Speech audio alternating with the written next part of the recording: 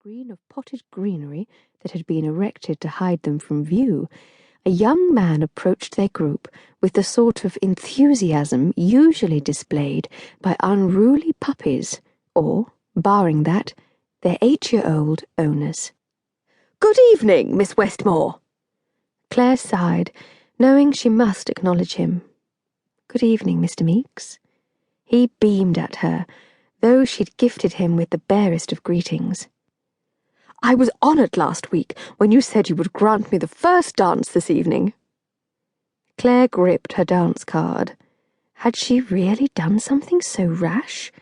He was a perfectly unthreatening specimen of a young man, and he was also one of the gentlemen Mother had encouraged far too enthusiastically last year. Still, Clare was predisposed to be kind. He meant well, even if he didn't make her heart stir with anything other than sympathy. And she liked to think she would have honoured her agreement to dance with the young man had things been different. But the conversation with Meeks had occurred 1 week and 1 turned ankle ago. She could scarcely be expected to honour such a promise, given her current circumstances. "I am afraid you must have misunderstood."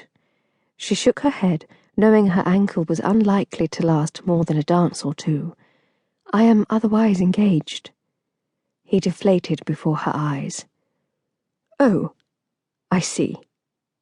His feet shuffled as he turned to Sophie and Rose, a nervous sheen on his high forehead.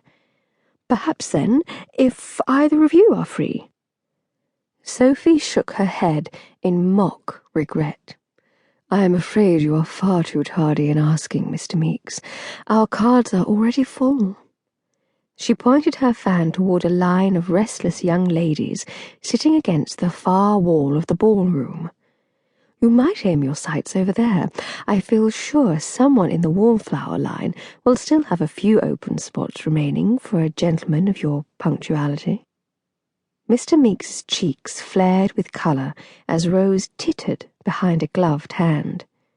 As he turned away and began to trudge toward the Wallflower line, Clare sighed. "Honestly, Sophie, was it necessary to be so cruel? He's done naught to earn our ire."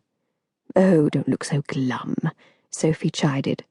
She flicked her fan open and fluttered it lazily below her green eyes.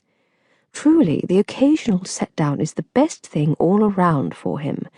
Have you forgotten about that debacle last year, when he had the gall to think you might consider his proposal? The air rang with her light laughter. It isn't as though he should harbour hopes for anything beyond the occasional dance where we are concerned. Clare held her tongue. It was true she had set her sights higher than a proposal from Meeks, but that did not mean she thought it was all right to snub him. There were some in the crowd who thought she should have accepted his proposal, her mother among them. After all, Mr. Meeks had an annual income of £2,000 and would one day be a viscount, the same title as her own father. There was potential there, to be sure. But Sophie had decided, based on some unfathomable criteria only she knew, that Mr. Meeks was not within their sphere.